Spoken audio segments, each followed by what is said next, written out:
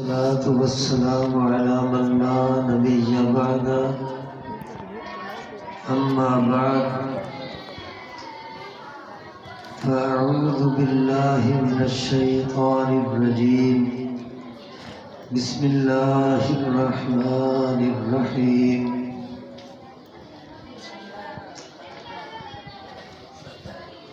الحمد لله رب العالمين الرحمن الرحيم مالك يوم الدين إياك نعبد وإياك نستعين اهدنا الصراط المستقيم صراط الذين أنعمت عليهم غير المغضوب عليهم ولا الضالين.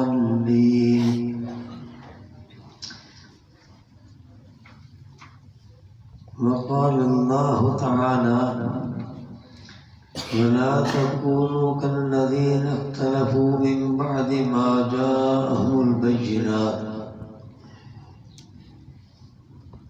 ولا تكونوا كالذين كفروا من بعد ما جاءتهم الحکمہ دے دیں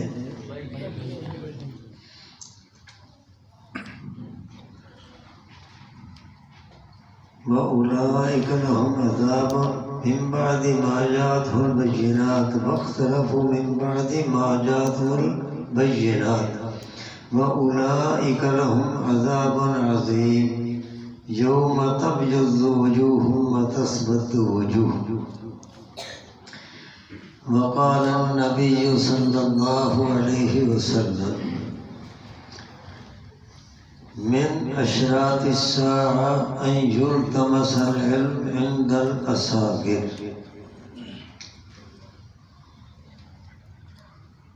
صدق الله العظيم وصدق رسوله النبي الكريم ونحن على ذلك لمن الشاهدين والشاكرين والحمد لله رب العالمين.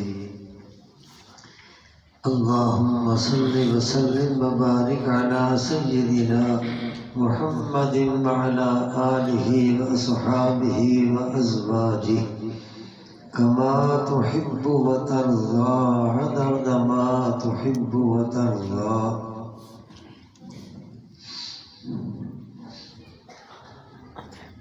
عزیز طلباء کرام،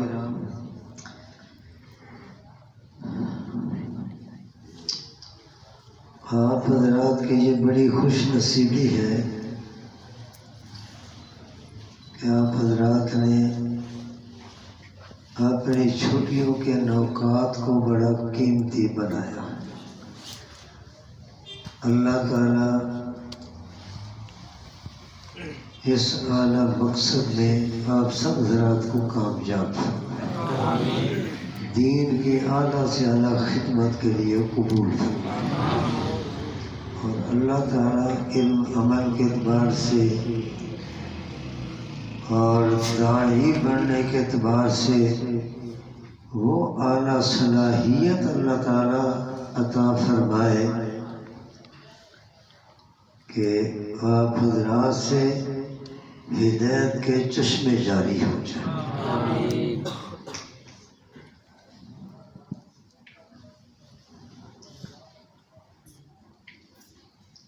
آج کل باہر فتنے اتنے ہیں کہ جب بیان کرنے کے لیے آدمی بیٹھتا ہے تو حقیقت یہ ہے کہ کوئی پہلو متعین کرنا مشکل ہو جاتا ہے کہ کس فتنے کے بارے میں بات کی جائے. اس لیے کسی خاص مسئلے پر اور ایک موضوع پر بات کرنا مشکل ہو جاتا ہے. تو آپ بھی اسی طریقے سے چند باتیں اصولی طور پر آپ حضرات کی خدمت میں عرض کی جاتی ہے.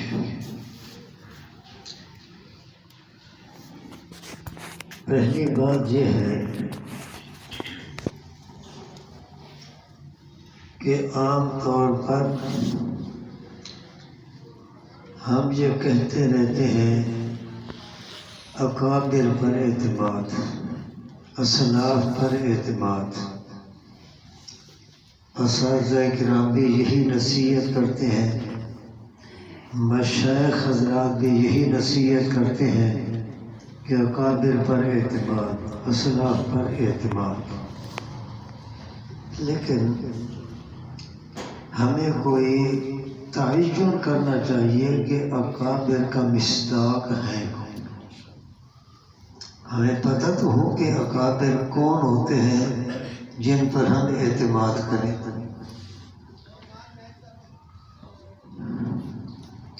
امام ابن عبد البر رحمۃ اللہ علیہ بہت بڑے محدث ہیں، ان کی کتاب ہے جامع بیان العلم و فضلہ، اس میں انہوں نے ایک حدیث نقل کی،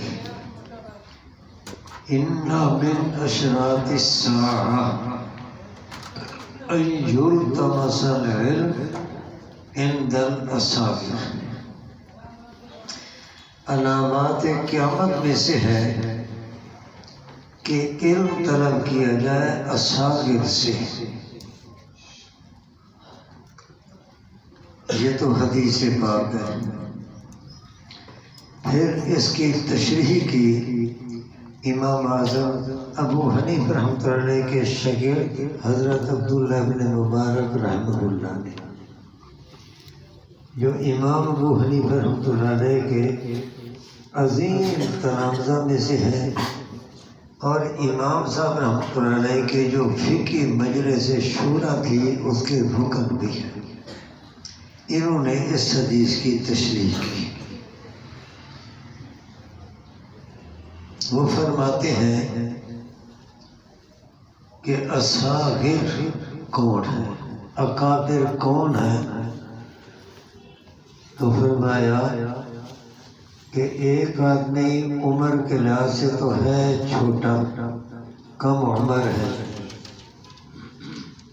لیکن وہ جو بات نقل کرتا ہے وہ بات کوئی اپنی الگ نقل نہیں کرتا، اپنے اکابر سے ہٹ کر، اکابر سے کٹ کر، اپنی کوئی الگ بات نہیں کرتا، بلکہ وہ جو بات کرتا ہے اپنے اکابرین کی بات نقل کرتا ہے۔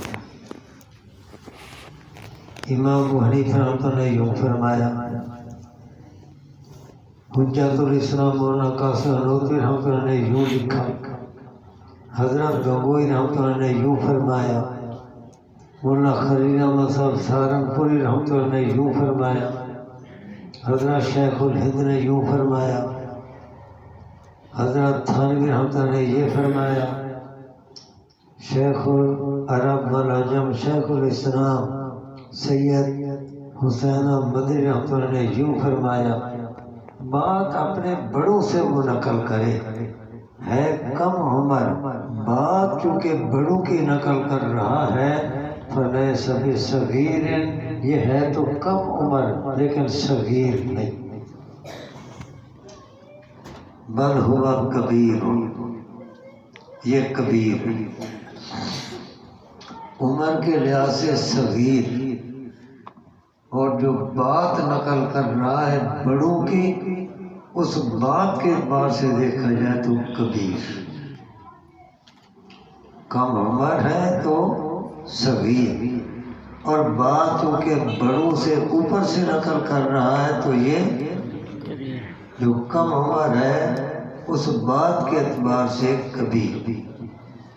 اسی سے دوسرا پہلو خود سمجھ آ جاتا ہے کہ ہو تو کوئی عمر کے لحاظ سے بڑا، عمر رسیدہ، شیخ القرآن ہے، شیخ الحدیث و تفسیر ہے، بہت بڑا محقق مصنف شمار ہوتا ہے، لیکن عقیدہ ایسا اختیار کرے جو بڑوں سے ہٹ کر، باتیں ایسی کرے جو بڑوں کے خلاف، بڑوں سے ٹکرائے، اپنے عقائد، اپنے نظریات، اپنی تحقیقات جدا اس پر وہ بے شک قرآن کی دلیلیں پیش کرے، حدیث پاک کی دلیلیں پیش کرے، لیکن وہ جو اپنی تحقیق پیش کر رہا ہے اکابرین سے ہٹ کر، اکابرین سے کٹ کر، اکابرین کے خلاف، اکابرین کی تحقیق کچھ اور ہے، یہ اپنی تحقیق کچھ اور پیش کر رہا ہے، تو یہ جتنا بھی اونچا آدمی ہو، اونچی شخصیت اس کو سمجھا جاتا ہو، تو حضرت عبداللہ بن مبارک رحمہ اللہ کی اس تشریح کے مطابق وہ کبیر نہیں، وہ صغیر۔ تو یہاں اصاغر سے وہی لوگ مراد ہیں کہ جو اپنی تحقیقات ایسی پیش کریں جو اکابرین سے ہٹ کر اپنی الگ تحقیق ہو، اکابرین کی تحقیقات سے اس کی یہ تحقیقات ٹکراتی ہیں، ان سے الگ ہیں، تو یہ اصاغر ہیں۔ ایسے لوگوں سے علم حاصل کرنا، ان کی شاگردی اختیار کرنا، یہ ہے جو کہا گیا من اشراط الساعہ ان یلتمس العلم عند الاصاغر۔ یہ ہے اصاغر اکابر کا میجر۔ اور الحمدللہ میں نے بھی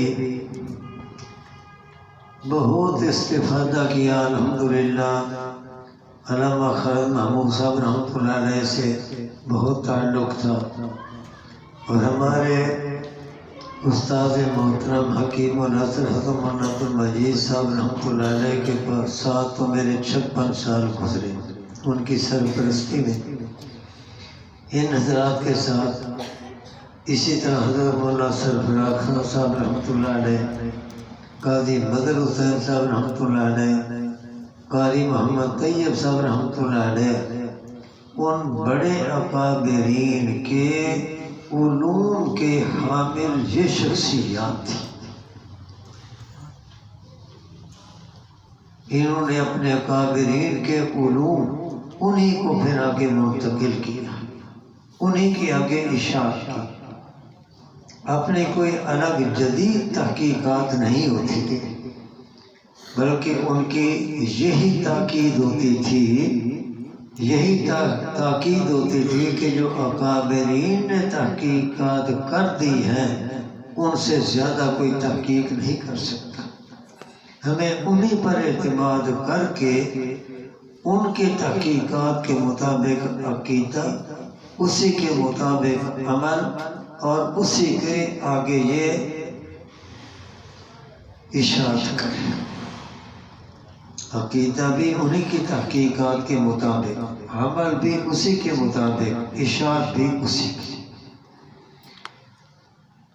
تو الحمدللہ ہمیں خوشی ہے کہ ہمارے بابلوم کی فیض یافتہ حضرت مولانا ظہیر احمد صاحب، اللہ ان کے علم عمل میں اور زیادہ برکت عطا فرمائے، اور زیادہ نکھار پیدا کرے، اللہ ان سے اور زیادہ کام لے۔ انہوں نے بھی ان حضرات کے علوم کو ہی سمیٹا، اور علامہ خالد محمود صاحب اور ہمارے استاد جی رحمۃ اللہ علیہ کو، اور الحمدللہ مجھے بھی مکمل ان پر اعتماد ہے مسلک کے حوالے سے۔ تو وہ جو اوپر ہمارے اکابرین کی تحقیقات تھی، وہ قریب کے زمانے میں ان حضرات کے ذریعے سے ہم تک پہنچیں، اور ہم یہ کوشش کر رہے ہیں کہ وہی تحقیقات آپ تک پہنچیں۔ تو یہ میں نے آپ حضرات کو اس حدیث کی روشنی میں یہ بات سمجھائی ہے کہ اصاغر اکابر اس کا معیار کیا ہے۔ آج ہم دیکھتے ہیں کہ جو آدمی بھی ذرا اچھے انداز سے اسٹیج پر آ کر بولنے لگ جائے، تقریر کرنے لگ جائے، اچھے انداز سے، اچھے سلیقے سے بات کرنے کا ڈھنگ اس کو آ جائے، اور ذرا زور دے کر وہ بات کرے تو اکابرین سے جتنی باتیں اس کی ٹکراتی ہوں ہم اس کو بھی سمجھ لیتے ہیں کہ جناب یہ ہمارے اکابر. تو یہ بات پلے باندھنے اکابر وہی ہیں جو اکابر کی بات کو لیتے ہیں، جو اکابر کی بات پر اعتماد کر کے انہی کی بات کو لے کر آگے چلتے ہیں. اکابر وہ ہیں، خواہ عمر کے لحاظ سے وہ چھوٹے کیوں نہ ہوں. یہ ہمارے بھائی بیٹھے ہیں عمر کے لحاظ سے یہ چھوٹے ہیں، لیکن جو بات یہ نقل کریں تو نقل یوں کریں کہ حضرت نوتوی رحمۃ اللہ نے یوں لکھا، حضرت گنگوئی رحمۃ اللہ نے یہ فرمایا، حضرت سید حسین مدنی رحمۃ اللہ نے یوں فرمایا. یہ اپنی بات نہیں کر رہے، بات ان کی نقل کر رہے ہیں. تو خواہ عمر کے لحاظ سے چھوٹے ہیں لیکن ان کی جو بات ہے وہ بہت بڑی ہے کہ وہ بڑوں سے نقل کر رہے ہیں. اس لحاظ سے اگر دیکھا جائے لیس بصغیر بل ہوا کبیر. یہ ہے اکابر کا بیچنا.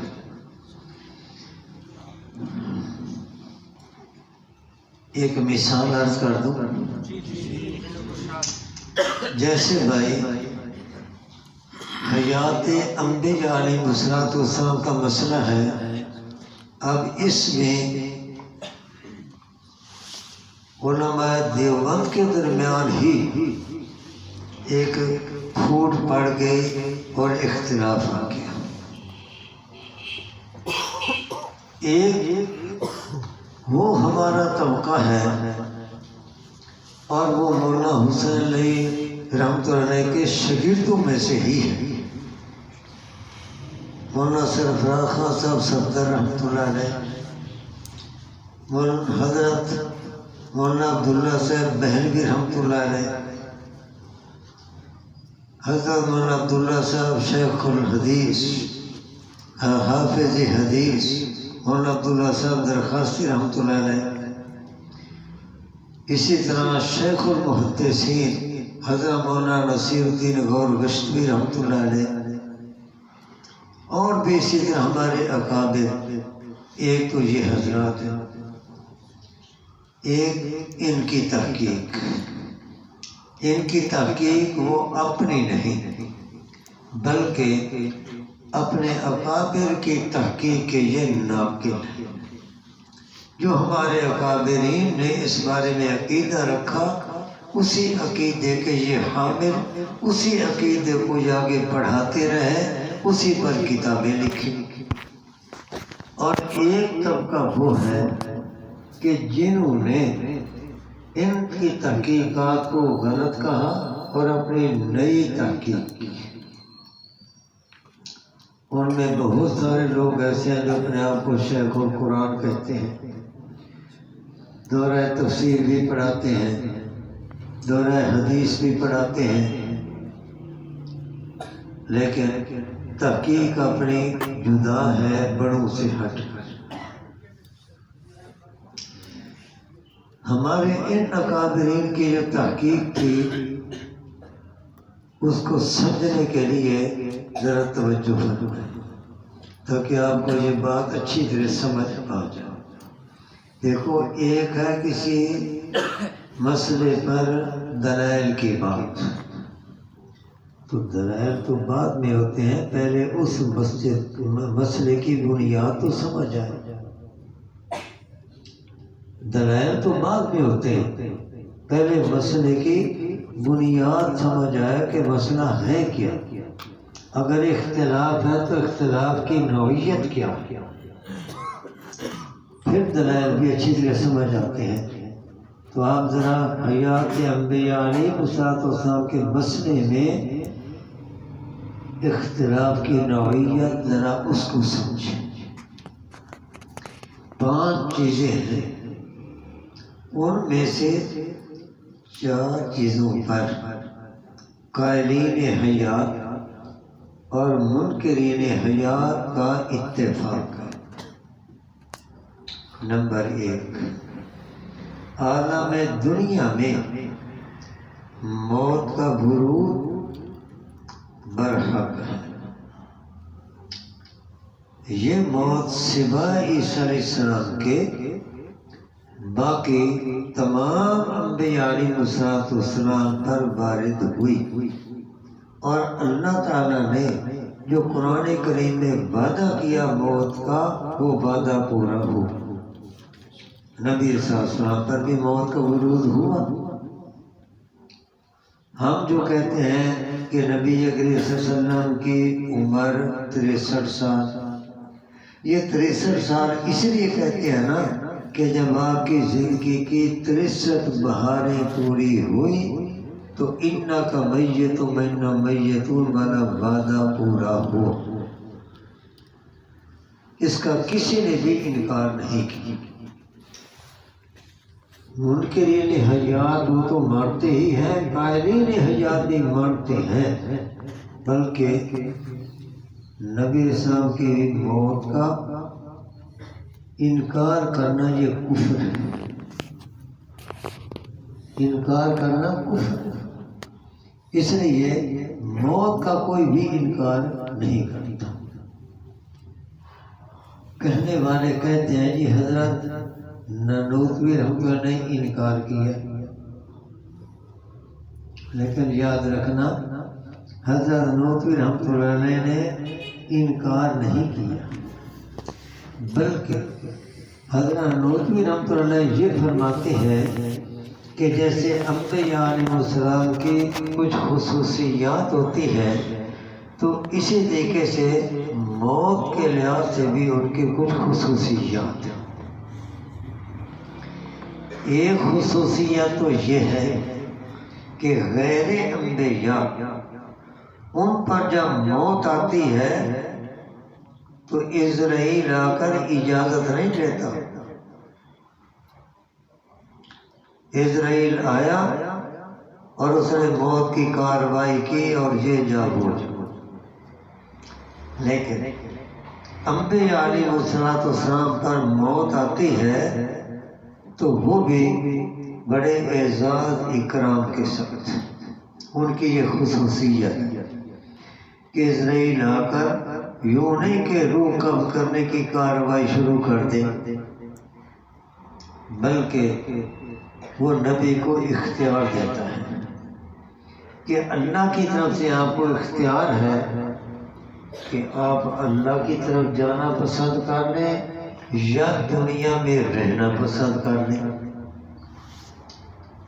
تو نبی کے دل میں دنیا کی محبت کی بجائے اللہ کی محبت کوٹ کوٹ کر بھری ہوئی ہوتی ہے، اور ہر ایک چاہتا ہے کہ اپنے محبوب کی طرف جائے، محبوب کی طرف جائے، تو پھر وہ دنیا میں رہنے پر اللہ کے پاس جانے کو پسند کرتے ہیں۔ اس کے بعد پھر موت کی کارروائی ہوتی ہے۔ اب یہ انبیاء علیہ السلام کی خصوصیت ہے۔ ہاں ایک موقع پر عزرائیل نے بغیر اجازت اور اختیار دینے کے کارروائی کی کوشش کی اور پھر تھپڑ کھایا۔ موسیٰ علیہ السلام کا واقعہ پڑھا ہوگا آپ نے مشکوٰۃ شریف میں۔ تو یہ انبیاء علیہ السلام کی خصوصیت ہے۔ کوئی انکار کرتا ہے اس کا؟ یہ خصوصیت۔ اسی طریقے سے موت والی کیفیت، موت کی کیفیت، اس کے لحاظ سے بھی انبیاء علیہ السلام کی خصوصیت۔ اور صاحب آپ آگے آ جائیں، آپ کیوں؟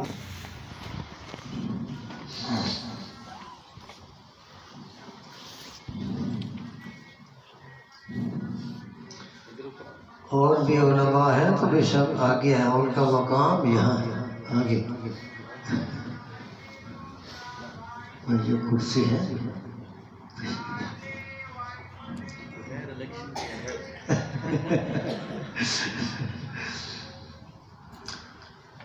موت کی کیفیت کے لحاظ سے وہ بھی خصوصیت کہ حضرت نانوتوی رحمۃ اللہ علیہ فرماتے ہیں کہ نبی اسلام اور باقی انبیاء علیہ السلام کی جو موت ہے وہ قبض روح کے ساتھ نہیں، حبس روح کے ساتھ ہے۔ دوسرے لفظوں میں وہ یوں فرماتے ہیں کہ غیر انبیاء کی موت وہ ہے انقطاع حیات، اور انبیاء علیہ السلام کی موت انقطاع حیات کے ساتھ نہیں، استتار حیات کے ساتھ۔ انقطاع حیات کا معنی ہے حیات بالکل منقطع ہو جائے، ختم ہو جائے، ظاہر سے بھی باطن سے بھی۔ اور عمدۃ القاری میں علامہ مہدی رحمۃ اللہ علیہ نے اور اسی طرح مرتضیٰ زبیدی رحمۃ اللہ علیہ نے احیاء علوم کی شرح اتحاف السادہ، اس میں یہی موت کی تعریف کرتے ہیں کہ موت کیا ہے؟ غیر انبیاء کی ظاہر اور باطن سے، ظاہر اور باطن سے حیات کے اثرات کا منقطع ہو جانا، حیات ختم ہو جانا، یہ ہے موت۔ ایک ہے باطنی اثرات کہ باطن کے اندر حیات رہے، اور ایک ہے ظہری اثرات، نبض چلتی ہے زہری اثر، سانس لینا زہری اثر، آنکھ کھولنا، آنکھ پھڑکنا، آنکھ سے دیکھنا زہری اثر، یہ زہری اثرات۔ اور ایک ہے باطنی اثرات کے باطن کے اندر حیات ہو، تو زہر سے بھی اثر ختم ہو جائے، باطن سے بھی اثر ختم ہو جائے، یہ ہے انقطاع الحیات عن الظاہر والباطن، یہ موت ہے۔ لیکن یہ غیر انبیاء کے لیے انقطاع حیات بالکل منقطع ہو جائے، یہ غیر انبیاء کی موت۔ انبیاء علیہ السلام کی موت وہ انقطاع حیات کے ساتھ نہیں، موت آتی ہے لیکن انقطاع حیات کے ساتھ نہیں بلکہ استتار حیات کے ساتھ۔ حضرت نوتوی رحمۃ اللہ علیہ نے اس بات کے سمجھانے کے لیے ایک مثال سے بات واضح کی، فرمایا کہ دیا اس کے بجھانے کے دو طریقے ہیں۔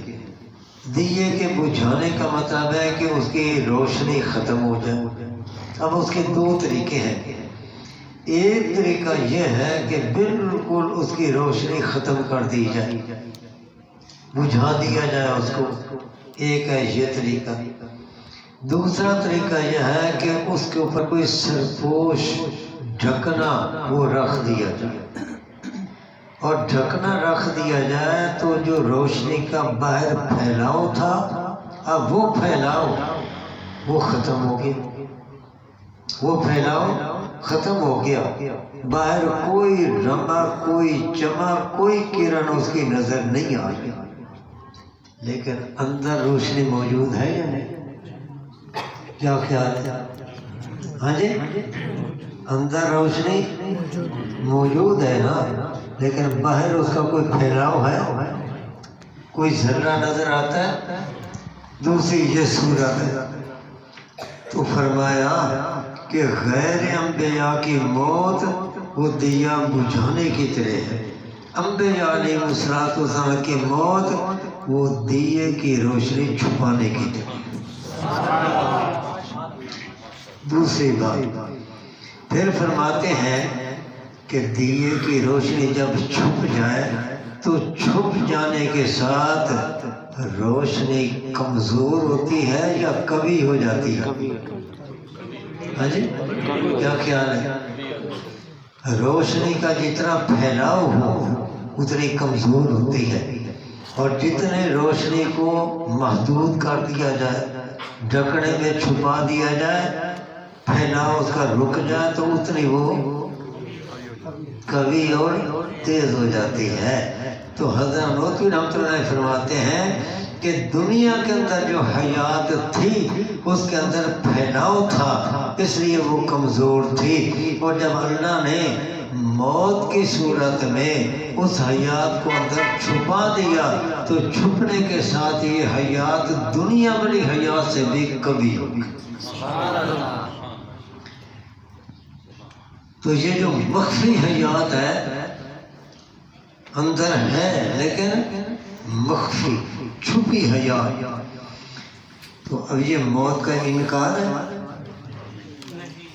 کیا خیال ہے؟ موت کا انکار ہے؟ موت کا انکار نہیں، موت کو مانا کہ موت برحق ہے. انبیاء علیہ السلام پر، نبی علیہ السلام پر موت آئی، لیکن موت کی کیفیت کیا ہے؟ استتار حیات. اب اگر کسی نبی کی بھی قبر کھل جائے تو چونکہ اندر چھپی حیات ہے، مخفی حیات ہے، اس لیے آپ اگر دیکھیں گے تو ظاہری طور پر نبض نہیں چڑھ رہی، دل نہیں دھڑک رہا، آنکھ نہیں پھڑک رہی، سانس بھی نہیں لے رہے، لیکن اندر چھپی حیات موجود ہے، مخفی حیات اندر موجود ہے. تو یہ موت کی کیفیت یہ بتائی ہے لیکن موت کا انکار نہیں. کیا خیال ہے؟ یہ موت کا انکار ہے. تو جو یہ کہتے ہیں کہ حضرت رحمۃ اللہ نے موت کا انکار کیا، ان مہربانوں نے حضرت رحمۃ اللہ کی بات کو سمجھا نہیں. اب آپ سمجھ گئے. تو حضرت رحمۃ اللہ انبیاء اور نبی صاحب کی موت کے قائل ہیں یا منکر ہیں؟ قائل. تو موت کا انکار کسی نے نہیں کیا، موت کے سارے ہی قائل ہیں. کون سی موت؟ عالم دنیا پر. یہ موت کہاں آئی؟ عالم دنیا. اور قرآن کریم کے اندر، احادیث کے اندر جس موت کا تذکرہ ہے وہ یہی عالم دنیا والی موت ہے. یہ جو کہا کل نفس ذائقۃ الموت، ہر انسان نے موت کو چکھنا ہے. یہ موت کو چکھنا ہے عالم دنیا میں یا قبر میں جا کر؟ اینما تکونوا یدرککم الموت. تم جہاں بھی ہوو گے موت تمہیں پکڑ لے گی. عالم دنیا میں یا قبر میں جا کر؟ عالم دنیا میں. اسی طریقے سے انکا میت و انہم میتون، آپ پر بھی موت آئے گی. یا اس کا یہ معنی ہے کہ موت آ چکی ہے؟ ہاں جی، آئے گی. وعدہ ہے نا، وقوع موت تو نہیں نا، وعدہ ہے کہ موت آئے گی. کہاں؟ عالم دنیا یا قبر میں؟ عالم دنیا. ابو بکر صدیق رضی اللہ تعالیٰ نے اعلان کیا، من کان یعبد محمدا فإن محمدا قد مات، کہ محمد کریم صلی اللہ علیہ وسلم پر موت آ چکی. یہ موت کہاں آئی؟ عالم دنیا. تو یہ سارے دلائل عالم دنیا والی موت کے ہیں اور اس کا کوئی بھی انکار نہیں کرتا. تو یہ میں نے آپ حضرات کو بات اس تفصیل کے ساتھ سمجھا دی کہ عالم دنیا میں جو موت ہے نبی صاحب پر بھی، باقی انبیاء علیہ السلام پر بھی وارد ہوئی. اس کا کوئی بھی انکار نہیں کرتا. منکرین حیات بھی مانتے ہیں، قائلین حیات بھی مانتے ہیں. یہ پہلی چیز. کتنی چیزوں پر اتفاق ہے؟ ان میں سے ایک چیز. دوسری چیز کہ ارواح سب کی زندہ، روح سب کی زندہ. اس پر بھی دونوں فریقوں کا اتفاق. تیسری چیز کہ انبیاء علیہ السلام کے اجساد مبارکہ محفوظ ہیں. ان اللہ حرم علی الارض ان تاکل اجساد الانبیاء. تو اجساد مبارکہ محفوظ ہوں۔ نبی علیہ السلام کا جسم مبارک بھی جیسے تر و تازہ رکھا گیا، آج تک اسی طرح تر و تازہ، قیامت تک تر و تازہ رہے گا، اسی تر و تازگی کے ساتھ آپ اٹھیں گے۔ تو اجساد مبارکہ محفوظ، اس پر بھی اتفاق۔ اب چوتھی چیز جس پر اتفاق ہے وہ بھی سمجھیں کہ جیسے عالم دنیا میں ہماری حیات یہ کھلی حیات ہے، آپ ایک دوسرے کو دیکھ رہے ہیں نا کہ سب زندہ ہے، کھلی حیات ہے، نبض چل رہی ہے، دل دھڑک رہا ہے، آنکھیں پھڑک رہی ہیں، سانس لے رہے ہیں، یہ کھلی حیات، محسوس حیات۔ یہ محسوس کھلی حیات موت کے بعد قیامت والے دن تو یہ ہوگی، اس سے پہلے یہ کھلی محسوس حیات نہیں ہوگی۔ محسوس کھلی حیات قیامت سے پہلے نہیں ہوگی۔ جیسے ابھی میں نے بتایا کہ آج بھی اگر کسی کی قبر کھل جائے کسی نبی کی، تو کھلی محسوس حیات، جیسے اب ہم ایک دوسرے کی حیات محسوس کر رہے ہیں، نبض چل رہی ہے، دل دھڑک رہا ہے، سانس لے رہے ہیں، یہ کھلی حیات وہ آپ کو محسوس نہیں ہوگی۔ تو کھلی حیات محسوس اس کا کوئی بھی قائل نہیں، منکرین حیات تو قائل ہے ہی نہیں، قائلین حیات بھی اس محسوس کھلی حیات کے قائل نہیں، اس پر بھی اتفاق۔ اب ایک پانچویں چیز ہے جس میں اختلاف ہے،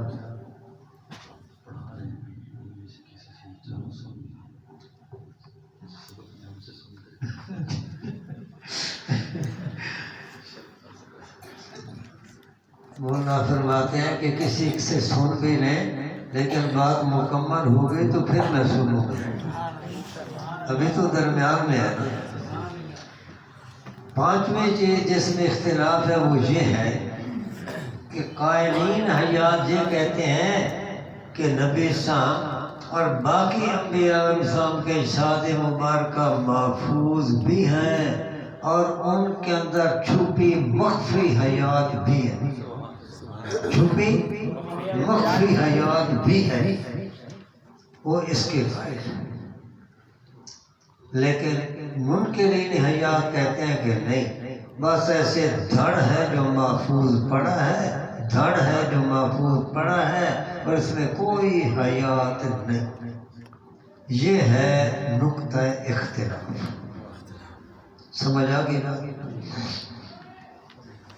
اور بعض تو منکرین حیات اپنا عقیدہ چھپاتے ہیں، لیکن دو شخص ایسے تھے جنہوں نے بالکل ڈنکے کی چوٹ کھلا اپنا عقیدہ بتایا۔ صحیح چتروڑ گڑھی وہ تو کہا کرتا تھا کہ آپ اپنی قبر میں اس طرح ہیں جس طرح اے ستون، جس طرح یہ ستون، کہ یہ تو محفوظ ہے، اس میں حیات نہیں، اس صاف کہا کرتا تھا۔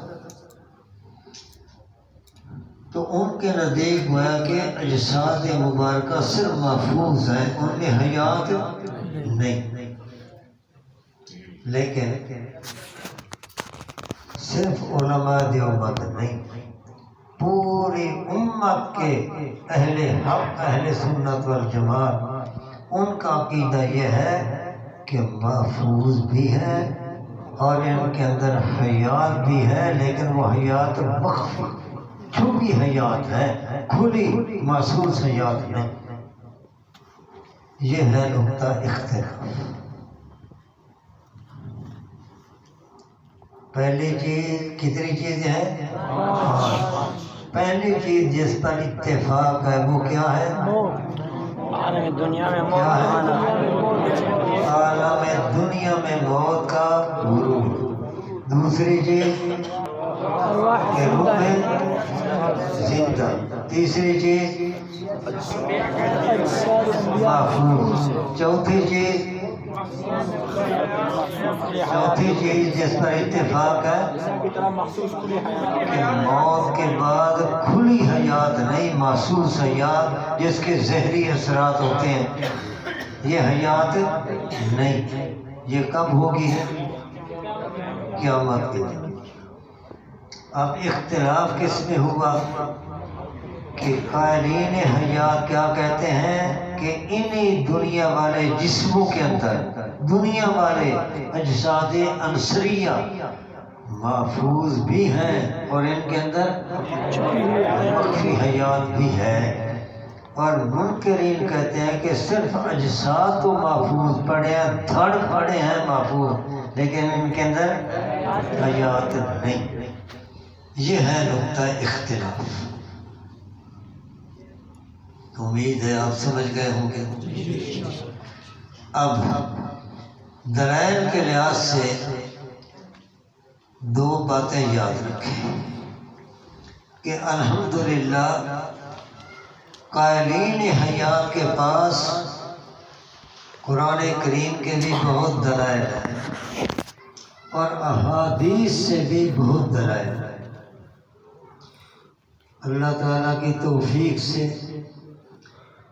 اور ہمارے استاد محترم اور علامہ صاحب، ان کی تربیت کا ثمرہ، ان کے پڑھے ہوئے اسباق کا نتیجہ کہ اللہ نے توفیق دی حیات انبیاء پر کتاب لکھی گئی جس میں 82 آیات حیات کے اوپر لکھی، 82 آیات اور 200 کے قریب احادیث۔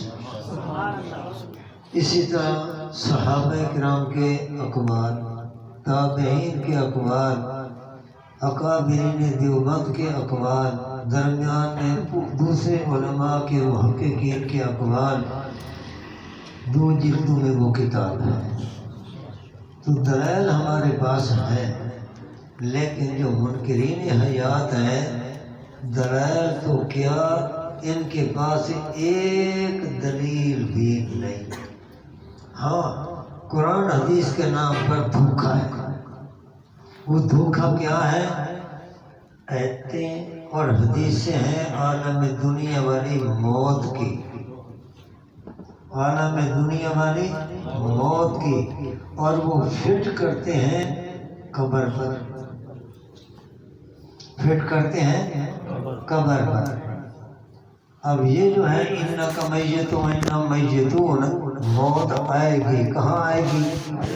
عالم دنیا میں، لیکن وہ فٹ کرتے ہیں کہ نہیں، قبر میں مردہ ہے، قبر میں مردہ ہے، موت کے بعد پھر مردہ ہے، وہ فٹ کرتے ہیں وہاں پر۔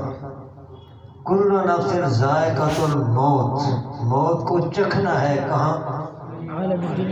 عالم یا قبر میں، وہ فٹ کرتے ہیں قبر پر۔ اینما تکونوا یدرککم الموت، کہاں موت پکڑے گی؟ عالم دنیا میں، اور وہ فٹ کرتے ہیں قبر پر۔ یہ دھوکہ ہے، اور عوام الناس کو تو دھوکہ دے سکتے ہیں، آپ جیسے قرآن حدیث پڑھنے والوں کو تو نہیں نا دھوکہ دے سکتے۔ یہ دھوکہ ان کے پاس ہے، دلائل ہے۔ اسی طریقے سے ان محمدن قد مات، کہ محمد کریم صلی اللہ علیہ وسلم پر موت آ چکی۔ یہ موت کہاں آئی تھی؟ عالم دنیا میں یا قبر میں جا کر؟ یہ ہے دھوکہ، دلیل ان کے پاس کوئی نہیں۔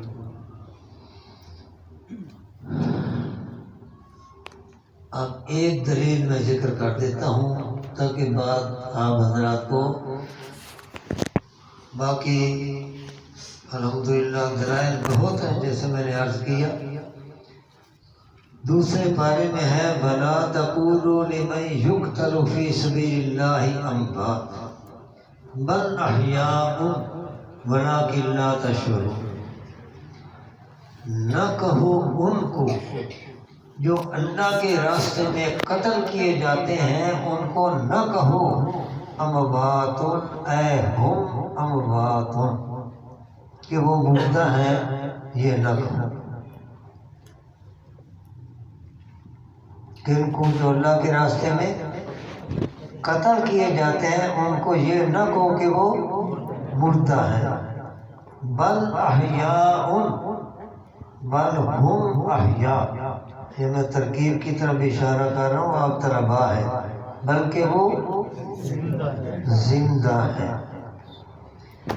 اب آپ یہ بتائیں کہ اللہ کے راستے میں جس کو قتل کیا جاتا ہے وہ کون؟ انسان دو جزوں سے مرکب ہے، ایک روح اور دوسرا یہ جسم، مادی جسم، عنصری جسم، یہ جسم، یہ دو چیزیں۔ اب جو اللہ کے راستے میں قتل ہوتا ہے وہ روح ہے یا جسم؟ یا روح قتل ہوتے؟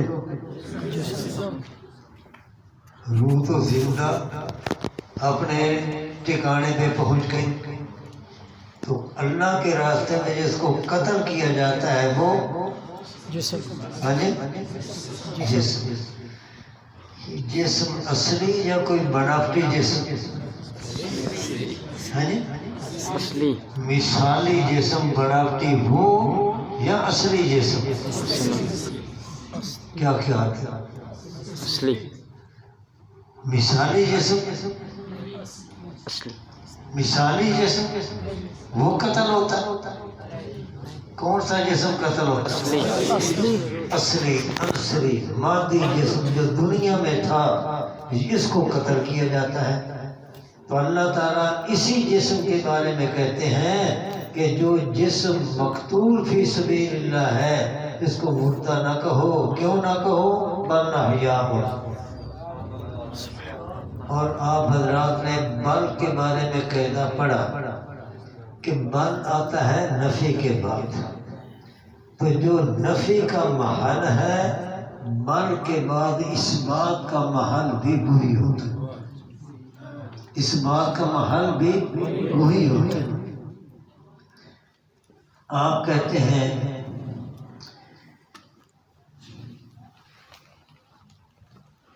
تو یہ ہے بل کا قاعدہ،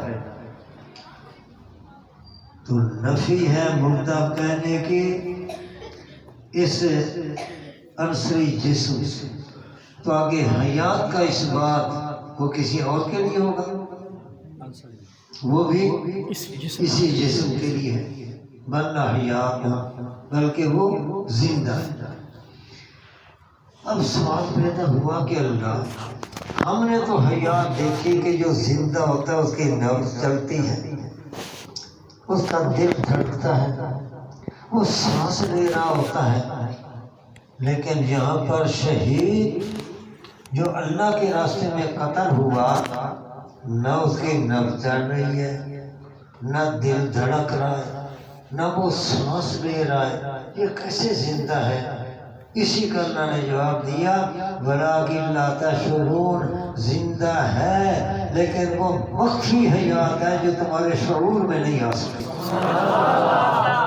وہ مخفی حیات ہے جو تمہارے شعور میں نہیں آ سکتی۔ اب یہ شہداء کے بارے میں پورا وہی عقیدہ ثابت ہو گیا کہ شہداء کے دنیا والے جسم جو مقتول فی سبیل اللہ ہیں یہ زندہ ہیں لیکن وہ حیات مخفی، شعوری نہیں، غیر شعوری، یعنی مخفی حیات ہے، چھپی حیات ہے۔ یہ شہداء کے بارے میں عقیدہ ثابت ہے کہ شہداء کے دنیا والے جو اجسام قتل ہوئے وہ زندہ ہیں مخفی حیات کے ساتھ۔ اب اس سے آگے پھر استدلال کیسے ہوا؟ تو اس پر استدلال تفسیر بصری میں اسی طرح دوسری تفاسیر میں یوں کیا گیا کہ درجہ شہداء کا زیادہ ہے یا انبیاء کا؟ انبیاء کا۔ جب کم درجہ والوں کے دنیا والے جسم زندہ ہیں جو اعلیٰ درجے والے ہیں ان کے دنیا والے اجسام بکری کے اولا زندہ ہیں۔ اس کا نام ہے دلالت النص، اس کا نام ہے دلالت النص۔ اور دلالت النص کے بارے میں ندائے حق میں مولانا محمد حسین نیلوی صاحب لکھتے ہیں کہ جو دلالت النص کا منکر ہوتا ہے وہ بھی قرآن کا منکر، یہ انہوں نے لکھا۔ دلالت النص کا منکر بھی ایسے ہی ہے جیسے کوئی عبارت النص کا منکر ہوتا ہے۔ تو اس سے ثابت ہوا کہ انبیاء علیہ السلام کے دنیا والے اجسام ان کے اندر حیات ہے۔ کون سی؟ مخفی حیات، ٹھیک ہے۔ باتیں بہت ہی ہیں لیکن اب کیا کیا میں بتاؤں۔ ایک جناب نیٹ پہ سوال چلا، ایک صاحب کا نیٹ پہ سوال چلا کہ جو قائلین حیات ہیں 3 دن کے لیے تو موت ان کو بھی ماننی پڑے گی، کیونکہ 3 دن نبی اسلام کا جسم مبارک باہر رہا، لہذا 3 دن کے لیے موت ان کو بھی ماننی پڑے گی۔ تو میں حیران تھا، عالم بہت بڑے لیکن بات کتنی گھٹیا کی، بات کتنی گھٹیا کی۔ قرآن کریم میں غور کریں، قرآن کریم میں ہے کل نفس ذائقۃ الموت، ہر انسان نے موت کو چکھنا ہے۔ چکھنا کسے کہتے ہیں؟ چکھنا یہ ہے کہ عورت نے روزہ رکھا ہوا ہے اور اس نے ذائقہ چکھنا ہے سالن کا، تو وہ تھوڑا سا لے زبان پر رکھے، ذائقہ معلوم ہو گیا، ذائقہ معلوم ہو گیا، پھر جو زبان کا پر رکھا تھا وہ بھی تھو کر کے پھینک دے، ذائقے کا بھی پتہ چل گیا، روزہ بھی نہیں ٹوٹا۔ یہ ہے چکھنا۔ تو موت کو چکھنا ہے اور چکھنا یہ ہوتا ہے۔ تو یاد رکھنا موت کے اندر 2 حیثیتیں ہیں، ایک ہے کہ موت امر ممتد ہے، دوسری حیثیت ہے کہ موت امر غیر ممتد ہے۔ ممتد غیر ممتد یہ تو اصول فقہ میں تو نے پڑھا ہے نا، موت امر ممتد بھی ہے اور موت امر غیر ممتد بھی ہے۔ عالم دنیا والی محسوس کھلی حیات، اس کے اعتبار سے دیکھا جائے تو موت امر ممتد ہے، اس کے اعتبار سے موت امر ممتد ہے کہ جب موت آ گئی تو یہ محسوس کھلی حیات ختم ہوئی موت کے ساتھ، اور اس طرح ختم ہوئی کہ قیامت سے پہلے نہیں آئے گی۔ تو عالم دنیا والی موت حیات، دنیا والی حیات کھلی حیات، اس کے اعتبار سے موت امر ذرا اونچا سنتا ہوں، لیکن موت آنے کے بعد آگے شروع ہو جاتا ہے عالم برزخ۔ موت آئی اس کے بعد شروع ہو جاتا ہے عالم برزخ۔ تو عالم برزخ کے اعتبار سے دیکھا جائے تو موت امر غیر ممتد ہے کہ بس موت کو چکھا اس کے بعد فوراً حیات آ جاتی ہے۔ موت کو چکھنا ہے، بس موت کا ذائقہ چکھا اس کے بعد پھر حیات عالم برزخ والی وہ آ جاتی ہے۔ سمجھ آئی بات؟ اسی لیے ایک حدیث پاک کے اندر آتا ہے نبی صاحب نے فرمایا کہ الموت کنترات المومن، الموت کنترات المومن، یہ ہے دنیا، عالم دنیا، یہ ہے عالم برزخ۔ موت آئے تو درمیان میں یہ موت پل ہے، موت پل ہے، اور کوئی 10 میل لمبی نہیں، 10 کلومیٹر لمبی نہیں پل، موت چکھنا۔ تو یہ موت درمیان میں آئی تو یہ عالم دنیا سے عالم برزخ میں داخل ہو گیا، عالم دنیا سے عالم، یہ موت والے پل سے گزر کر عالم برزخ میں داخل ہوا، اور داخل ہوتے ہی اس کے اندر پھر حیات آ جاتی ہے۔ تو اس لیے میں کہہ رہا ہوں کہ موت عالم دنیا والی حیات کے اعتبار سے عمل ممتد ہے، لیکن عالم برزخ میں جو آگے حیات آئے گی اس کے لحاظ سے عمل غیر ممتد ہے۔ اور قبر میں دفن ہونے سے پہلے حیات کا آ جانا یہ احادیث سے ثابت ہے۔ کل نفس ذائقۃ الموت سے تو اشارتاً، لیکن احادیث سے صراحتاً ثابت ہے کہ قبر میں دفن ہونے سے پہلے حیات آ جاتی ہے۔ حدیث پاک میں آتا ہے کہ جب کوئی میت کو غسل دیتا ہے تو وہ میت غسل دینے والے کو پہچانتی ہے، کفن دینے والے کو پہچانتی ہے، قبر میں اتارنے والے کو پہچانتی ہے، تو پہچان تو تبھی ہوگی نا کہ حیات ہو۔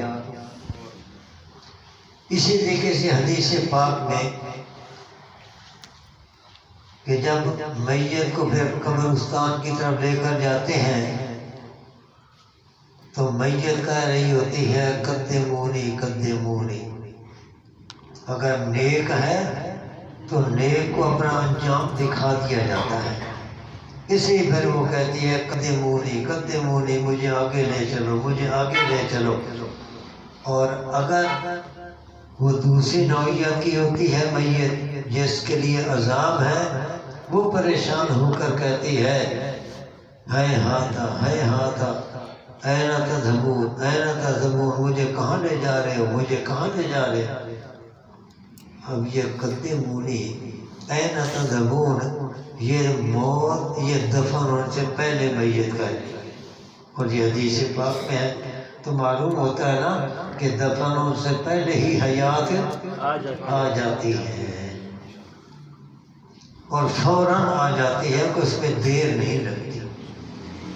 اللہ تعالیٰ موت واقع ہونے کے بعد، موت والے وعدے کے پورے ہونے کے بعد، روح کا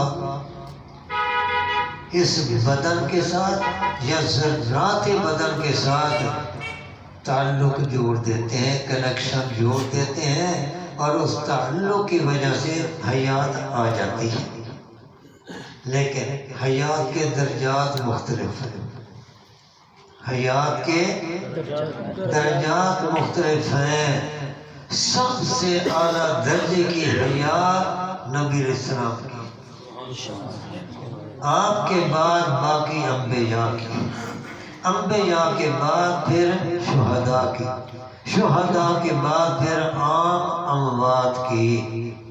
سب سے اعلیٰ اس سے کم درجے کی انبیاء کی، اس سے کم درجے کی شہداء کی، اس سے کم درجے کی عام انسانوں کی۔ تو درجات حیات کے مختلف ہیں، لیکن حیات سب میں آ جاتی۔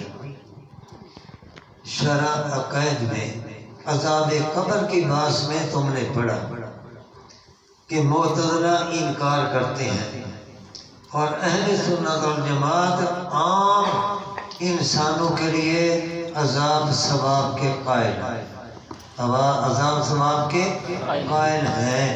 اب قائل کیسے ہیں؟ تو عقائد کی کتابوں میں لکھا کہ اللہ تعالیٰ کسی جسم کے اندر یا جسم کے ذرات کے اندر پیدا کر دیتے ہیں نوع من الحیات، ایک قسم کی حیات پیدا کر دیتے ہیں۔ تو جب عام انسانوں کے اندر بھی نوع من الحیات پیدا ہو جاتا ہے تو پھر شہداء، انبیاء، نبی اسلام، ان کے لیے تو بطریق اولا اعلیٰ درجے کی حیات ہوگی۔ اس لیے عذاب قبر کے جتنے دلائل ہیں وہ سارے حیات کے دلائل ہیں۔ عذاب قبر پر جتنے دلائل ہیں، قرآن کی آیات ہیں، اسی طرح احادیث مبارکہ ہیں، وہ ساری کی ساری حیات کی دلیلیں ہیں۔ کیوں؟ اس لیے کہ عذاب کی تعریف یہ ہے ایصال العلم لحی علی سبیل الہوان، زندہ کو تکلیف پہنچانا، زندہ کو تکلیف پہنچانا علی سبیل الہوان، رسوا اور ذلیل کرنے کے طریقہ پر۔ یہ جو کہا زندہ کو تکلیف پہنچانا، اب اگر کوئی ڈنڈا لے کر کسی آدمی کو مارے اور وہ آدمی زندہ ہے، یہ عذاب ہے، زندہ کو مار رہا۔ اور اگر وہ ڈنڈا لے کر اس ستون کو مارنا شروع کر دے، کیا کر رہا ہے؟ اس کو عذاب دے رہا ہوں۔ پاگل، اس کو عذاب کیا ہوگا؟ اس کو کیا عذاب ہوگا ستون کو؟ اس کے اندر تو حیات ہی نہیں۔ تو عذاب موقوف ہے حیات پر۔ اور پھر کہا علی سبیل الہوان، رسوا کرنے کے طریقے پر۔ یہ اس لیے کہ بعض اوقات مجاہدین جب یوں مسافہ کرتے ہیں نا، مجاہد، تو ان کے مجاہدانہ ہاتھ ہیں، وہ یوں دباتے ہیں کہ میرے جیسا تو پھر اپنا ہاتھ ہی پکڑ کر کھڑا ہوتا ہے۔ یہ بھی تکلیف تو ہوئی، لیکن یہ رسوا کرنے کے لیے، یہ اظہار محبت ہے۔ بے شک اس کی انگلیاں ٹوٹ جائیں، لیکن اس کی طرف سے اظہار محبت ہے۔ اس لیے علی سبیل الہوان، رسوا کرنے کے طریقے پر۔ یہ ہے عذاب کی تعریف، زندہ کو تکلیف پہنچانا۔ تو اگر عذاب قبر پر حق ہے تو پھر حیات بھی برحق ہے۔ اس لیے جتنے دلائل ہیں قرآن کے، احادیث کے عذاب قبر پر، وہ سارے کے سارے دلائل ہیں حیات قبر کے۔ اب ایک اور بات، جب یہ بات آتی ہے تو یار لوگ کہتے ہیں کہ یہ قبر یہ نہیں، قبر یہ نہیں، وہی کہاں ہے قبر؟ جہاں روح ہے۔ یہ قبر نہیں زمین والی عرضی قبر، اس کو قبر کہنا مجازاً ہے، حقیقتاً نہیں، عرف کے لحاظ سے ہے۔ شرعی قبر حقیقتاً وہ ہے کہ جہاں پر روح ہے، لہذا عذاب، ثواب، سوال جو کچھ ہوتا ہے وہ سب وہاں ہوتا ہے، یہاں کچھ نہیں ہوتا، یہاں کچھ نہیں ہوتا۔ مشکوٰۃ شریف کس نے پڑھی ہے بھائی؟ ہے کوئی مشکوٰۃ شریف دورے والے؟ پڑھی ہے نا؟ تو باب و اثبات عذاب القبر۔ نبی صلی اللہ علیہ وسلم کھچر پر سوار تھے، 6 قبروں کے پاس آپ گزرے اور آپ کا کھچر ڈرا، کھچر ڈرا۔ تو نبی صاحب نے فرمایا کہ یہ جو 6 قبر والے ہیں ان کو عذاب ہو رہا ہے، اس عذاب کی وجہ سے یہ کھچر ڈرا ہے۔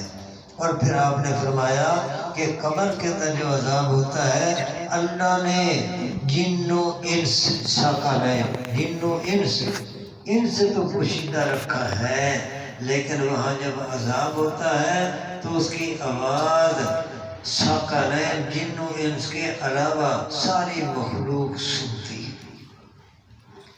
اب یہ جو کچا 6 قبروں کے پاس گزرتا ہوا ڈرا تھا، یہ زمین والی قبریں تھیں یا جہاں روح ہے وہاں کی قبریں تھیں؟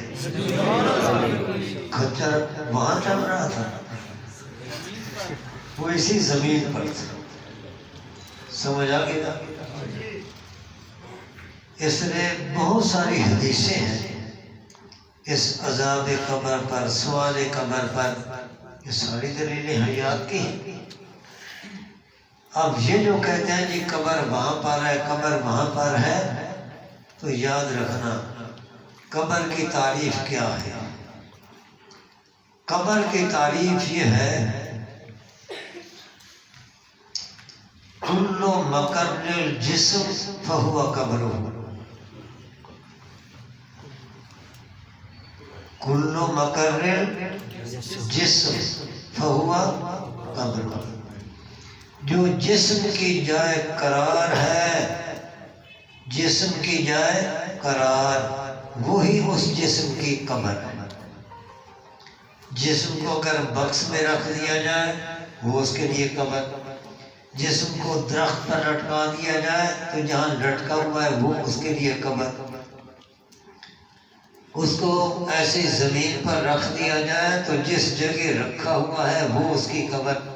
کل مقر الجسم فہو قبرہ۔ مرقات شرح مشکات باب اثبات عذاب القبر، ملا علی قاری رحمۃ اللہ علیہ نے یہ تعریف کی قبر کی، اور یہ تعریف کیوں کی؟ سوال ہوا کہ بعض ایسی میتیں ہیں کہ جن کو یہ زمین والی قبر نصیب ہی نہیں ہوتی، مچھلیوں نے کھا لیا، درندے نے کھا لیا، پرندوں نے کھا لیا، اس کو جلا کر راکھ بنا کر کچھ راکھ دریا میں بہا دی، کچھ ہوا میں اڑا دی، پھر ان کو عذاب قبر کیسے ہوگا؟ یہ معتزلہ کا اعتراض تھا۔ تو اسی کا پھر جواب دیا ملا علی قاری رحمۃ اللہ علیہ نے۔ ملا علی قاری فرماتے ہیں کہ قبر کی تعریف یہی ہے کل مقر الجسم فہو قبرہ، جو جسم کی جائے قرار، اور پھر جسم کے اندر بھی تعمیم ہے کہ خواہ وہ جسم اس شکل میں ہو، خواہ جسم وہ راکھ بن کر، مٹی کے ذرات بن کر، درندے کا جزو بدن بن کر، پرندوں کا جزو بدن بن کر، جس حالت کے اندر بھی وہ جسم جس کیفیت میں بدل جائے، ذرات تو اسی جسم کے رہیں گے، تو وہ جسم یا ذرات جسم جہاں جہاں ہوں وہی اس کی قبر ہے، وہی اس کی قبر ہے۔ اور یہ جو قبر کا معنی ہے یہ قرآن کریم سے بھی ثابت ہے، قرآن کریم سے ثابت ہے کہ جسم کی جو جائے قرار یا جسم کے ذرات کے اندر تعمیم، مٹی بن کر، راکھ بن کر، درندے کا جزو بدن بن کر، جہاں جہاں پر بھی وہ ذرات ہیں اللہ کے علم میں ہے، اللہ کے علم میں ہے، انہی ذرات کے اندر اللہ حیات پیدا کر کے ثواب بھی پہنچاتے ہیں، عذاب بھی پہنچاتے ہیں۔ اس لیے قبر کی تعریف کل مقر الجسم فہو قبرہ۔ اب یہ قرآن کریم سے کیسے ثابت ہے؟ قرآن کریم میں 2 قسم کی آیات ہیں، ان آیات کو اگر سامنے رکھا جائے تو یہی تعریف نکلتی ہے، یہی تعریف نکلتی ہے۔ قرآن کریم میں ہے ان اللہ یبعث من فی القبور، اللہ اٹھائے گا ان کو جو قبروں میں ہے، ان اللہ یبعث من فی القبور، اللہ اٹھائے گا ان کو جو قبروں میں ہے۔ آپ قبروں کے بجائے آپ ہوتے ہیں کمروں میں، کہاں ہوتے ہیں؟ کمروں میں۔ نکلتے کہاں سے ہیں؟ کمروں میں ہوتے ہیں۔ جب نکلنا ہوتا ہے تو کہاں سے نکلتے ہیں؟ کمروں سے۔ اب آپ مسجد میں ہیں تو نکلیں گے کہاں سے؟ مسجد سے۔ آپ بستر پر لیٹے ہوئے ہیں، اٹھیں گے تو کہاں سے؟ بستر سے۔ اللہ اٹھائے گا ان کو جو قبروں میں ہیں، ان کو اٹھائے گا۔ وہ کہاں سے اٹھیں گے؟ کہاں سے؟ کہاں سے؟ ایک سبق یاد ہو گیا؟ اب آگے چلے۔ حضرت ابراہیم علیہ السلام نے اللہ سے سوال کیا کہ اللہ تو کیسے مردوں کو زندہ کرے گا؟ کیف تحیی الموتیٰ، کیسے زندہ کرے گا؟ زندہ کرنا یہ وہی ہے قبروں سے اٹھانا۔ زندہ کرنا قبروں سے اٹھانا ایک ہی بات ہے۔ کیسے تو زندہ کرے گا؟ تو اللہ تعالیٰ نے پھر آرینی مجھے دکھا، آرینی مجھے دکھا کہ تو کیسے زندہ کرے گا۔ اب اللہ نے دکھایا، اللہ نے دکھایا کہ کیسے زندہ کرے گا۔ اللہ نے فرمایا کہ 4 پرندے پکڑ لو، ان کو اپنے ساتھ مانوس کر لو، پھر ان کو ذبح کر لو، ان کے گوشت کے ذرہ ذرہ کر کے ان کو ملا دو، ہڈیاں بھی مکس کر دو، پر بھی ان کے ملا دو۔ ثم اجعل علی کل جبل منہن جزءا، اور ارد گرد کے مختلف پہاڑوں پر وہ ذرات بکھیر دو۔ کل جبل سے یہ مراد ارد گرد کے پہاڑوں پر وہ ذرات بکھیر دو۔ اب ذرات بکھر گئے۔ پھر اللہ نے فرمایا ثم ادعوہن یأتینک سعیا، پھر ان کو بلا، ان کو پکار، ان کو بلا۔ اب ذرات ہیں اور اللہ جب کہہ رہے ہیں کہ ذرات بکھیر کر ان کو بلا، تو ابراہیم علیہ السلام جب بلا رہے ہیں اس وقت وہ پرندے زندہ ہو چکے، یہ ذرات ہیں جی؟ کیا خیال ہے؟ ثم ادعوہن ثم اجعل علی کل جبل منہن جزءا ثم ادعوہن۔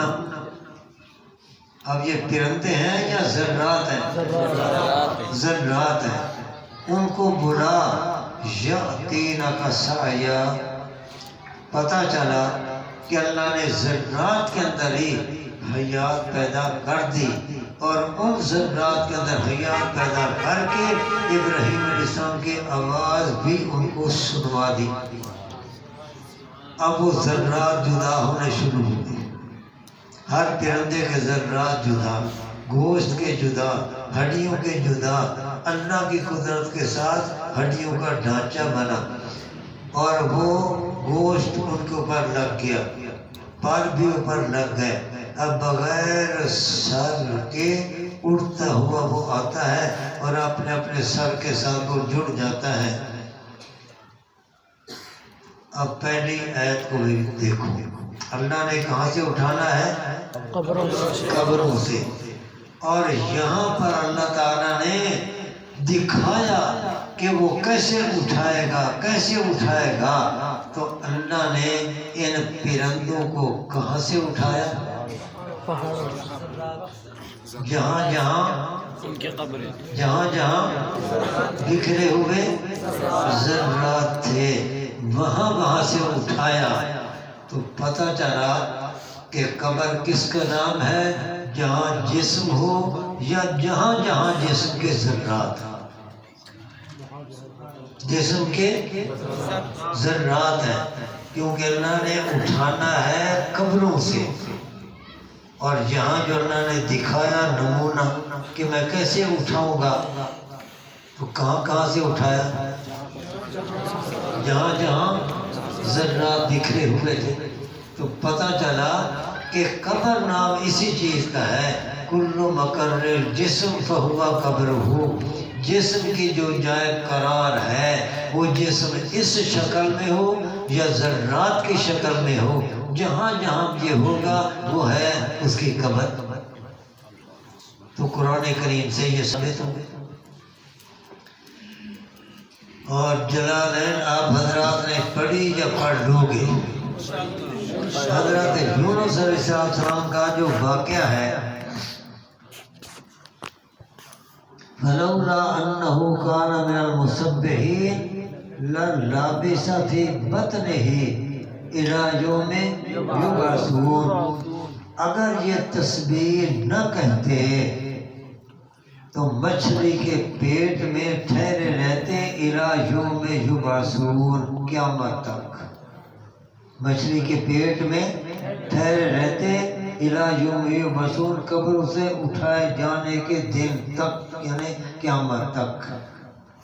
یہاں پر جلالین میں بھی اور دوسری تفسیروں کے اندر بھی لکھا لَسَارَ بَطَنُ الْحُوتِ لَهُ قَبْرًا، لَسَارَ بَطَنُ الْحُوتِ لَهُ قَبْرًا، اس کے لیے مچھلی کا پیٹ یہی قبر بن جاتا۔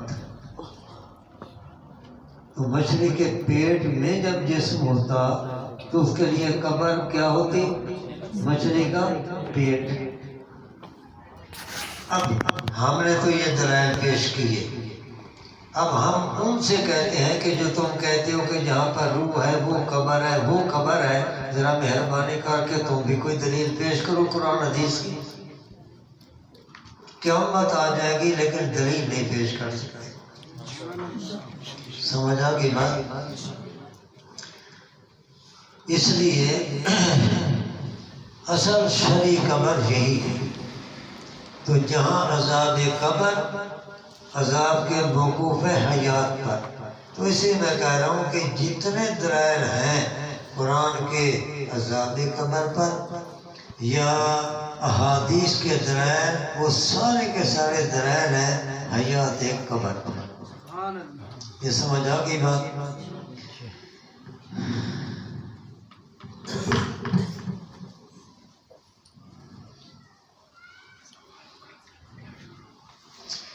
قبروں میں عبادت کرتے ہیں یا نہیں؟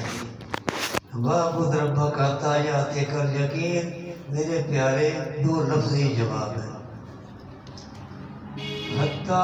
وَاعْبُدْ رَبَّكَ حَتَّىٰ يَأْتِيَكَ الْيَقِينُ، یقین سے مراد ہے موت، موت آنے تک عبادت کرتا رہے۔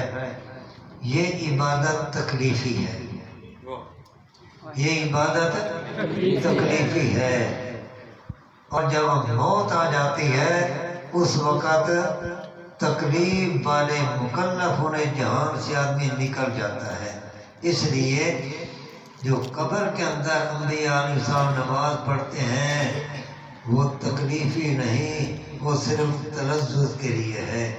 ہمیں لذت آتی ہے مادی چیزوں میں، انبیاء علیہ السلام کو لذت آتی ہے اللہ کے سامنے عبادت اور تسبیح کرنے سے، اس لیے وہ عبادت تلذذ کے لیے ہے۔ اللہ نے ان کو نعمتیں جو پہنچائی جاتی ہیں وہ کس لیے؟ لذات کے لیے۔ تو انبیاء کی لذت وہ مادی نعمتوں میں نہیں، ان کی لذت ہے عبادت میں، نماز میں، تسبیحات میں، تو یہ تلذذ کے لیے ہے۔ اور جس کی یہ انتہا بیان کی گئی وہ کون سی عبادت؟ تکلیفی۔ تو یہ دلیل بنی۔ جواب سمجھ آ گیا نا؟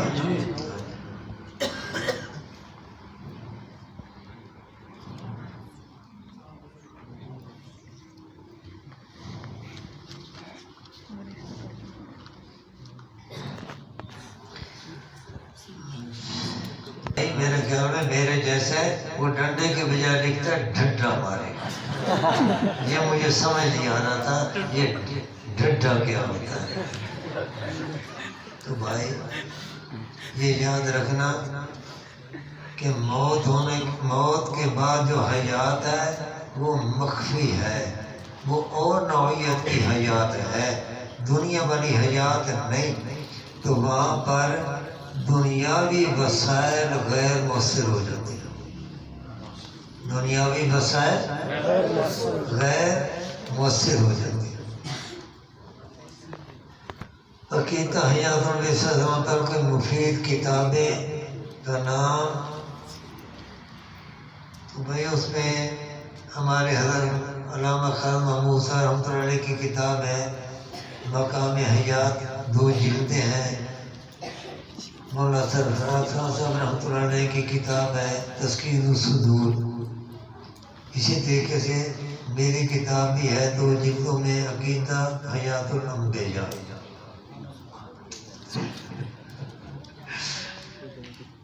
الانبیاء یہ تو اردو نام ہے، عربی اس کا نام ہے صراط المنعمین فی حیات الانبیاء والمرسلین، یہ عربی نام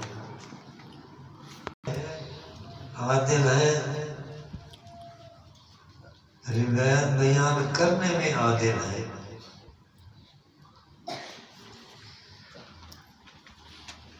یہ جو کہا گیا الصحابۃ کلہم عدول، تو یہاں پر یہی جو میں نے بات تو اور چل رہی تھی اسی میں جب آ جائے گی بات میں یہ کر رہا تھا کہ اب ہمارے اکابرین کے جو تحقیق حیات انبیاء کے بارے میں وہ یہ ہے جو میں نے ذکر کی، یہ ہے جو میں نے ذکر کی، لیکن اب نئی تحقیق وہ یہ ہے جی نہیں، روح زندہ ہے، روح زندہ ہے، جسم یہ صرف دھڑ تو پڑا ہے، اس کے اندر حیات نہیں، یہ نئی ان کی تحقیق ہے۔ اب اگر کوئی شیخ القرآن بھی ہے، شیخ الحدیث بھی ہے، اور وہ قرآن کی آیتیں بھی پڑھے، حدیثیں بھی پڑھے، من گھڑت دلیلیں دھوکہ دینے کے لیے، تو کیا یہ ہمارے اکابر ہوں گے؟ یہ کون ہے؟ کون ہے؟ اصاغر، جو اب یہ ہمارا چھوٹا ننھا منھا بچہ اگر وہ عقیدہ نقل کرتا ہے، وہ جو حضرت ننوتوی رحمۃ اللہ نے لکھا، جو حضرت گنگوئی رحمۃ اللہ نے لکھا، حضرت مدنی رحمۃ اللہ نے لکھا، عقیدہ اکابرین کا بتائے، تو یہ ہمارا ننھا منھا بچہ یہ بھی صغیر نہیں، یہ کبیر نہیں، اور ہو تو اگر کوئی سفید ریش بابا شیخ القرآن شیخ الحدیث، لیکن وہ کہے کہ نہیں اکابرین کو بات سمجھ نہیں آئی، قرآن حدیث میں وہ بات ہے جو میں کہہ رہا ہوں، یہ میری تحقیق ہے، قرآن حدیث یہ ہے کہ ایک بابا ایک کبیر نہیں، اس سے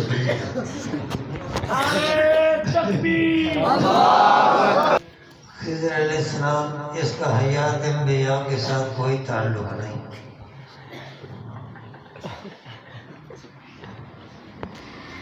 اچھا، حدیث پاک میں ہے کہ قبر میں کھڑے نماز پڑھ رہے تھے کہ یہ کس طرح ہے میرے پیارے، یہ جو آپ کہتے ہیں کس طرح ہے، پہلی بات تو یہ ہے کہ جب نبی سامنے میں فرما دیا تو ہمیں کس طرح کہنے کی ضرورت نہیں ہے، ہمیں ایمان لانا چاہیے۔ پہلی بات تو یہ ہے، یہ نہیں ہے کہ جو بات سمجھ میں آ جائے اس پر ایمان لائے، یہ تو معتزلہ کا طریقہ تھا۔